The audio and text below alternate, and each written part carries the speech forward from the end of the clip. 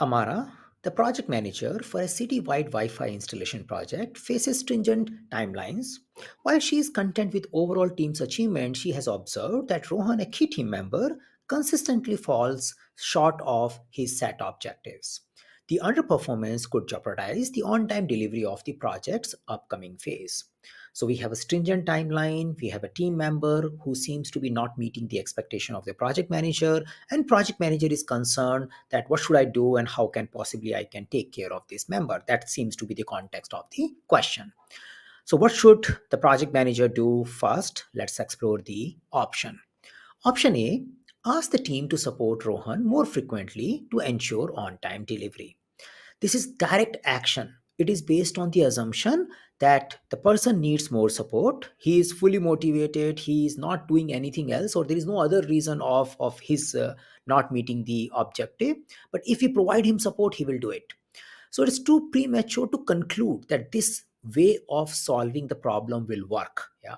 If we don't have any other option, then probably we can consider this, but it is just directly jumping to a solution without even realizing what is the problem. I might have a wrong expectation from the person also, and my interpretation of the person's performance might also be wrong. Yeah, so I can't just conclude and says that you should work with other team members. Organize a team appreciation event to foster motivation and collaborative environment. This also looks like a good action where the problem is related to that people are feeling demotivated because their work is not getting appreciated and recognized. And if that's the case with the Rohan, then this is a good thing to do. But we don't know. Our question is not indicating that this possible solution can work without making lots of assumption. So a possible action, but not having sufficient pointer in the question to jump to this conclusion. Option C: engage Rohan in a one on one discussion to understand any challenge or obstacle he is encountering. Very safe. Yeah, so if you remember the acknowledge, analyze, and act, I should talk. If I have some understanding of somebody's performance, I need to understand what is working, what is not working. Maybe the work allocated is not as per the competency or the strength of the person. Maybe there are external blockers, or maybe there are some kind of collaboration issues which needs to be resolved. Yeah, or maybe person himself is not motivated. There could be anything, but I can only figure it out by talking to the person. And if we have such kind of safe option for our PMP multiple choice question, I definitely go with that particular option. Option D: request the team to provide feedback on Rohan's performance during the past duration. So again, this can work, but this is a little indirect. Rather than I as a project manager solving this problem, I'm trying to find someone else should point it out so that person will realize and we will the person will become better. I think as a project manager in general, we take direct approach. We address the concern then and there rather than involve many people and confuse the whole matter. Yeah. So not at all a great idea because we should be resolving people issues on a direct one-to-one level. So out of all these four options available, the option C, which is all about analyzing the context before we act on it, looks a great idea.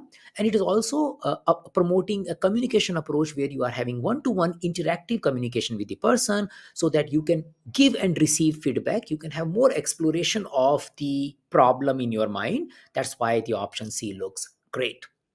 Let's look at how this question maps to exam content outline. The people domain questions usually maps to multiple tasks, and this maps to the task 3 very very clearly: support team performance. So as a project manager, I am expected to appraise team members performance against the key indicators. These key indicators should be set in collaboration. So we periodically set our goals and we review them at a frequency, and I need to support recognize team members growth and development area. I am responsible as a servant leader to improve the skills of this particular person. If there are any gaps, any training needed, any mentoring needed, I should be supporting it. Determine appropriate feedback approach. So here we have applied one-to-one feedback approach, and later on we should also verify what is happening to this particular action plan, which we may agree in a one-to-one conversation. So this task 3, support team performance, is pretty much aligned with this question. It is also connected with leadership because as a leader, I need to apply appropriate leadership style. I need to inspire, motivate, and influence my team members and stakeholders so they do a maximum work for for the project objective. So this is also coming very, very clearly. The task 14 about promote team performance through the application of emotional intelligence is also coming alive here. So I should be emotionally intelligent to understand this is my interpretation of the team or individual's performance. I might be overlooking some of the ideas. So it's always good to have a clear one-to-one conversation before I make any conclusion out of it. So in a way, this question is also demonstrating, the option C is also demonstrating the project manager's emotional intelligence.